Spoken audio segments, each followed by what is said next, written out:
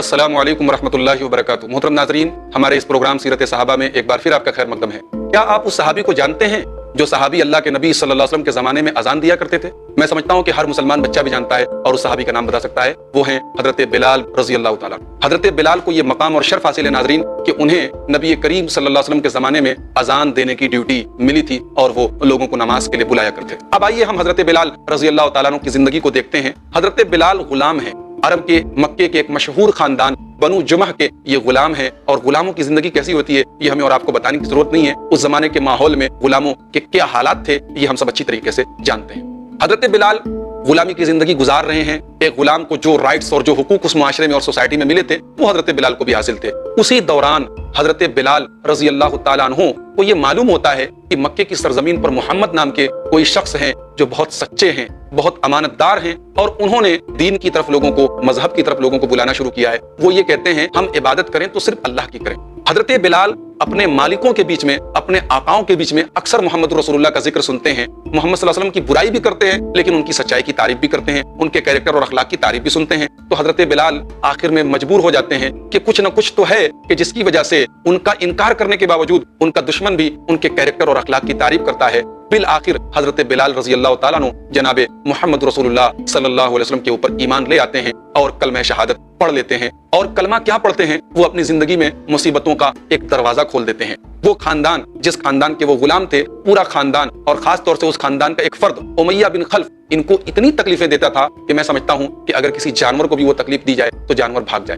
नाज़रीन किराम, अरब की गर्मी मशहूर है। मई और जून का महीना हो, अरब की तपती हुई रेत हो और उस पर आपको लिटा दिया जाए और आपके ऊपर गर्म पत्थर रख दिया जाए और आपसे सिर्फ ये कहा जाए कि लात और उज़्ज़ा को अपना माबूद तस्लीम कर लो और मोहम्मद की रिसालत का इनकार कर दो। मोहम्मद जिस खुदा की, जिस अल्लाह की, जिस माबूद की दावत देता है उस माबूद को छोड़ दो। नाज़रीन किराम, एक इंसान की जान के लाले पड़ रहे हो, उसकी चर्बी तपती हुई रेत में पत्थर के नीचे पिघल रही हो, ऐसे हालात में तो वो कह सकता है, वो कुफ्र की बात भी करे तो अल्लाह माफ कर सकता है। लेकिन वाह रे बिलाल, तेरे ईमान का क्या कहना, वाह रे बिलाल, तेरी इस्तिकामत का क्या कहना कि बिलाल की जुबान से एक ही जुमला निकलता है। पत्थर के नीचे दबे हैं, तपती हुई रेत है, लेकिन बिलाल की जुबान से एक ही लफ्ज निकलता है और वो लफ्ज होता है अहद। अहद, अल्लाह एक है, माबूद बरहक एक है, इबादत के लायक एक है जिसके आगे सर झुकाया जाए, एक है जिसको मुश्किल कुशा माना जाए, एक है जिसके सामने फरियादें रखी जाए। नाज़रीन किराम, हजरत बिलाल रजी अल्लाह ताला अन्हु उन सहाबे किराम में से हैं जो सबसे पहले मेरे प्यारे नबी के ऊपर ईमान लाते हैं। नाज़रीन किराम, हजरत बिलाल रजी अल्लाह ताला अन्हु की परेशानियों को देखकर हजरत अबू बकर रजी अल्लाह ताला अन्हु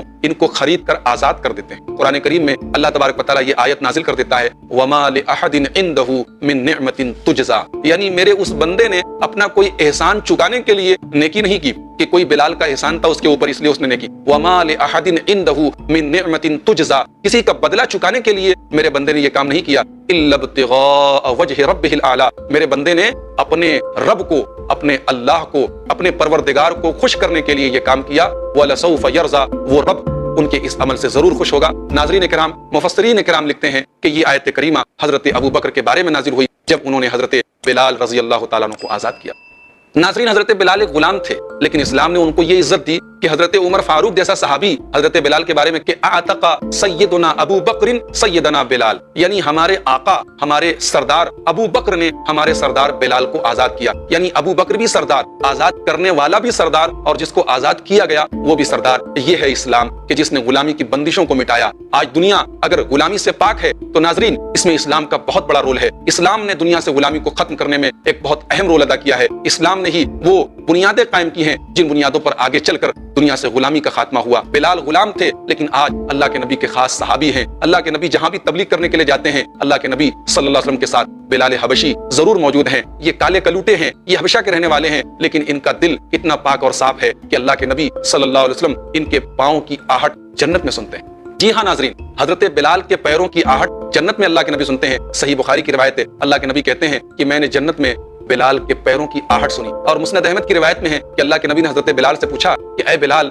आखिर तुम ऐसा कौन सा अमल करते हो, क्या खास काम करते हो कि तुम्हारे पैरों के कदमों की आहट मैंने जन्नत में सुनी है। हजरत बिलाल कहते हैं या रसूल अल्लाह, वैसे तो मैं कोई खास अमल नहीं करता लेकिन मेरी एक आदत है कि मैं اکثر وضو کے ساتھ رہتا ہوں. جب بھی میرا وضو ٹوٹتا ہے میں فوراً وضو کر لیتا ہوں, اور میں جب بھی وضو کرتا ہوں میں 2 رکعت نماز ضرور ادا کرتا ہوں. اللہ کے نبی صلی اللہ علیہ وسلم نے فرمایا کہ اے بلال, یہ دراصل تمہارے اسی عمل کی برکت ہے کہ میں نے جنت میں تمہارے پیروں کی آہٹ کو سنا ہے. ناظرین کرام, یہ ہیں حضرت بلال رضی اللہ تعالیٰ عنہ. حضرت بلال رضی اللہ تعالیٰ عنہ اللہ کے نبی صلی اللہ علیہ وسلم کے ساتھ ہر موقع پر جہاں بھی اللہ کے نبی جاتے ہیں حضرت بلال بھی اللہ کے نبی صلی اللہ علیہ وسلم کے ساتھ ساتھ جاتے ہیں. اللہ کے نبی صلی اللہ علیہ وسلم جب دعوت و تبلیغ کا کام کرتے تھے تو آپ یہ چاہتے تھے کہ کفار مکہ میں جو بڑے بڑے سردار ہیں, ان کے جو چودھری ہیں, ان کو آپ ترجیح دیں, ان کو پراتھمکتا دیں, ان کو پہلے رکھیں. ایک مرتبہ اللہ کے نبی صلی اللہ علیہ وسلم کے پاس حضرت بلال, حضرت صہیب, حضرت خباب اور دیگر صحابہ کرام موجود تھے. اتنے میں ابو لہب اور دیگر جو رؤسائے قریش تھے, جو قریش کے بڑے بڑے سردار تھے, یہ لوگ آ گئے اور ان لوگوں نے کہا کہ اے محمد, پہلے ان کمزور اور مظلوم لوگوں کو یہاں سے ہٹاؤ, ان گرے پڑے لوگوں کو یہاں سے ہٹاؤ, تب ہم تمہاری بات سنیں گے.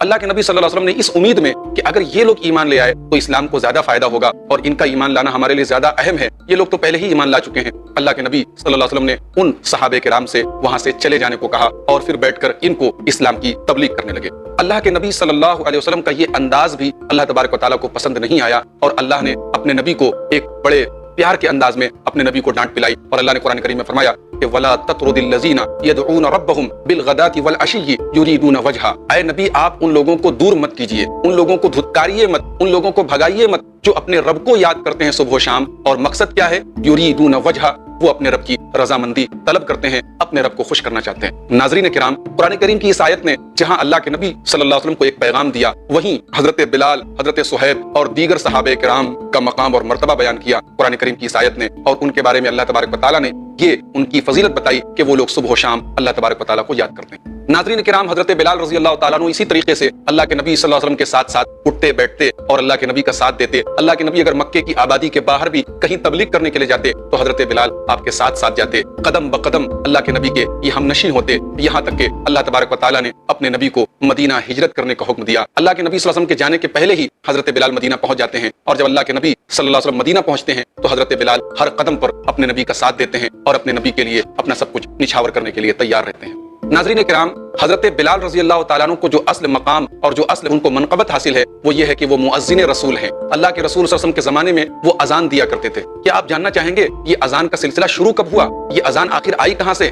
جب مدینے کی آبادی میں اضافہ ہوا اور دھیرے دھیرے بہت سارے لوگ اسلام کے دامن میں آتے ہیں اور مسلمانوں کو جماعت سے نماز پڑھنے کا حکم ہوتا ہے, جب اذان کی ضرورت محسوس ہوئی, جب یہ محسوس ہوا کہ کوئی ایسا سسٹم ہو کہ لوگ اکٹھا ہو کر نماز پڑھیں, تو اب یہ مشورہ ہونے لگا کہ کیسے کیا کیا جائے کہ ایک وقت پر سارے کے سارے لوگ نماز کے لیے اکٹھا ہوں. کسی نے یہ رائے دی کہ ناقوس, جیسے یہودیوں کا ناقوس بجایا جاتا ہے ویسے ناقوس کا انتظام کیا جائے. کسی نے یہ رائے دی کہ گھنٹی وغیرہ لگائی جائے. الگ الگ لوگ مشورہ دے رہے تھے. اللہ کے نبی صلی اللہ علیہ وسلم کے ایک صحابی حضرت عبداللہ ابن زید نے خواب دیکھا.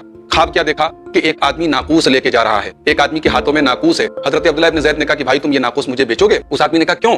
تو حضرت عبداللہ ابن زید نے کہا ہم نماز کے لیے لوگوں کو اکٹھا کریں گے, ہمارا مقصد لوگوں کو نماز کے لیے اکٹھا کرنا ہے. تو اس آدمی نے کہا کہ کیا میں تم کو اس سے بہتر چیز نہ بتا دوں؟ حضرت عبداللہ ابن زید نے کہا بالکل. تو اس نے اذان کے کلمات سنائے, اللہ اکبر اشہد ان لا الہ الا اللہ, پوری اذان اس نے سنائی. اور جب وہ اذان کے کلمات اللہ کے نبی صلی اللہ علیہ وسلم کے سامنے حضرت عبداللہ ابن زید نے سنائے تو آپ نے کہا کہ یہ اللہ تبارک و تعالیٰ کی طرف سے یہ خواب ہے. آپ نے بلال کو حکم دیا کہ اے بلال تم اذان دو. جب حضرت بلال اذان دینے لگے تو تھوڑی دیر کے بعد حضرت عمر فاروق رضی اللہ تعالیٰ عنہ آئے اور انہوں نے کہا کہ سیم یہی خواب میں نے دیکھا ہے. اللہ کے نبی صلی اللہ علیہ وسلم نے فرمایا کہ یہ دراصل یہ خواب اللہ تبارک و تعالیٰ کی طرف سے ہے. ناظرین کرام, یہ ہے اذان کی تاریخ اور یہاں سے شروع ہوتا ہے اذان کا سلسلہ, لوگوں کو اللہ کی طرف بلانے کا اور نماز کی طرف بلانے کا سلسلہ. اور اس اہم مشن کے لیے, لوگوں کو نماز کی طرف بلانے کے لیے جس صحابی کے کندھوں پر یہ ذمہ داری ڈالی جاتی ہے, یہ ڈیوٹی ڈالی جاتی ہے, وہ ہیں حضرت بلال رضی اللہ تعالیٰ عنہ. ناظرین کرام, جب ایک وقت وہ آیا کہ اللہ کے نبی صلی اللہ علیہ وسلم نے مکہ فتح کیا, اللہ کے نبی کو اللہ تبارک و تعالیٰ نے وہ دن دکھایا کہ وہی مکہ کی سرزمین جہاں سے آپ کو مایوس اور اداس ہو کر نکلنا پڑا تھا, جب آپ نے مکہ کی سرزمین سے نکلتے وقت مکہ کی طرف الوداعی نظروں سے دیکھا تھا اور کہا تھا کہ انک احب البلاد الیہ, اے مکہ کی سرزمین تو مجھے آج بھی پیاری ہے لیکن میں تجھے چھوڑ کے نہیں جانا چاہتا, تیرے باسی تیرے باشندے مجھے یہاں رہنے نہیں دیتے. وہی مکہ کی سرزمین ایک بار پھر اور وہی خانہ کعبہ ایک بار پھر نبی کریم صلی اللہ علیہ وسلم کے استقبال کے لیے تیار ہے. اللہ کے نبی مکہ فتح کرتے ہیں. خانہ کعبہ جسے 4000 برس پہلے حضرت ابراہیم علیہ السلام نے اللہ کی عبادت کے لیے بنایا تھا, اسے دوبارہ بتوں سے پاک اور صاف کر کے ایک اللہ کے لیے, اللہ وحدہ لا شریک کے لیے تیار کیا جاتا ہے. ناظرین नाज़रीन किराम, हजरत बिलाल नबी पाक अलैहिस्सलातु वस्सलाम का इशारा पाते हैं और खाने काबा की दीवारों पर चढ़कर अजान देते हैं, अल्लाहु अकबर, अशहदु अल्ला इलाहा इल्लल्लाह, अशहदु अन्ना मुहम्मदर रसूलुल्लाह। बिलाल की आवाज पूरे मक्के में गूंजने लगती है। वो लोग जो आज तक ईमान नहीं लाए, उसी खाने काबा के आसपास रहने वाले जो अभी भी ईमान नहीं लाए थे, उनके कानों में तौहीद की और रिसालत की ये सदाएं पड़ती है। नाज़रीन किराम, जरा तसव्वुर कीजिए कि वो कैसा मंजर रहा होगा, वो कैसा सीन रहा होगा जब पहली बार खाने काबा में अजान की आवाज गूंजी होगी। और ये अजान की आवाज देने वाले कौन हैं? ये हजरत बिलाल रजी अल्लाह तआला अन्हु हैं।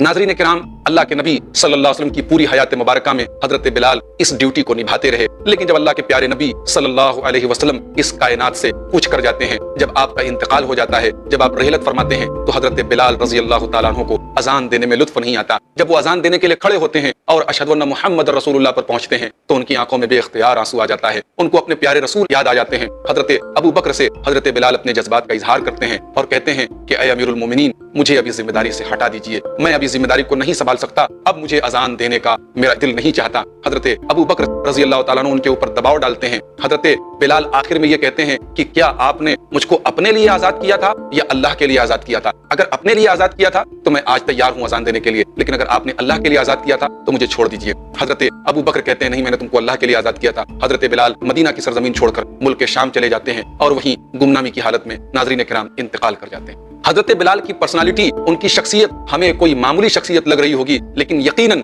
अल्लाह के नबी सल्लल्लाहु अलैहि वसल्लम की नजरों में हजरत बिलाल का जो मकाम था वो हमारे नबी पाक अलैहिस्सलातु वस्सलाम ही जानते थे। सहाबे किराम की नजरों में हजरत बिलाल का जो मकाम था उसे सहाबे किराम ही जानते थे। नाज़रीन किराम, हबशा का रहने वाला ये गुलाम इस्लामी सीरत, इस्लामी तारीख का और अल्लाह के नबी सल्लल्लाहु अलैहि वसल्लम की सीरत का एक इंपॉर्टेंट पार्ट है, एक अहम हिस्सा है। इनको निकाल कर हम इस्लामी तारीख को मुरत्तब नहीं कर सकते। इस्लामी तारीख जब लिखी जाएगी, जब मदीने की मस्जिद नबवी की तारीख लिखी जाएगी और जब अजान का जिक्र आएगा, तो मुअज्जिन इस्लाम, मुअज्जिन रसूल हजरत बिलाल का नाम सुनहरे हुरूफ में लिखा जाएगा। नाज़रीन किराम, हजरत बिलाल रजी अल्लाह तआला अन्हु की जिंदगी हमें कई मैसेजेस देती है, कई पैगामात देती है, कई सबक देती है। हजरत बिलाल हमें एक सबक ये देते हैं कि ईमान की राह में कट जाओ, जल जाओ, लेकिन अपनी तौहीद और अकीदे में कॉम्प्रोमाइज मत करो, तौहीद से समझौता मत करो। बिलाल हबशी को जो तकलीफें दी गई, नाज़रीन किराम, वो मामूली तकलीफें नहीं थी।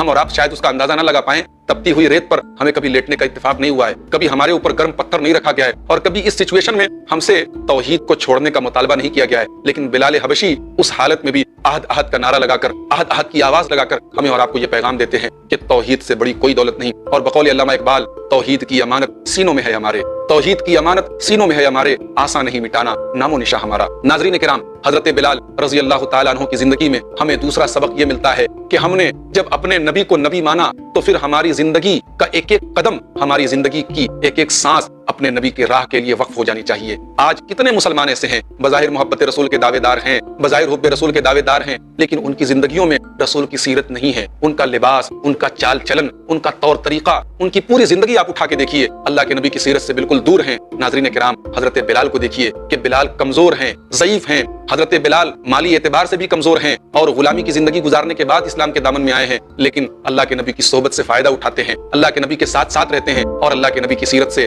जो हासिल करना चाहते हैं वो हासिल करते हैं। अल्लाह ने हमें एक ऐसा रसूल दिया जिसकी पूरी जिंदगी को अल्लाह तबारक व तआला ने हमारे लिए आइडियल और नमूना बनाया। हम कितने बदनसीब होंगे अगर हम अपने नबी की सीरत से इस्तिफादा न कर सकें, अपने नबी की सीरत से हम फायदा न उठा सकें। नाज़रीन किराम, उमैया इब्न खल्फ, जिसने हजरत बिलाल को बहुत सताया था, गज़वा बद्र में उमैया इब्न खल्फ भी अपने अंजाम को पहुंचा। ये मजलूम सहाबा थे। अल्लाह के नबी की हदीस है, मजलूम की बददुआ लौटाई नहीं जाती। मजलूम सहाबे किराम पर कुफ्फार मक्का ने जुल्म ढाया था, वो एक एक करके गज़वा बद्र में या गज़वा उहद में अपने अंजाम को पहुंचे। हजरत बिलाल की जिंदगी हमें ये सबक भी देती है कि नाव कागज की सदा चलती नहीं, नाव कागज की सदा चलती नहीं, जुल्म की टहनी कभी फलती नहीं। जुल्म हुआ था, हजरत बिलाल ने जुल्म सहा था, लेकिन जालिमों को बिल आखिर अपने अंजाम से दो चार होना पड़ा।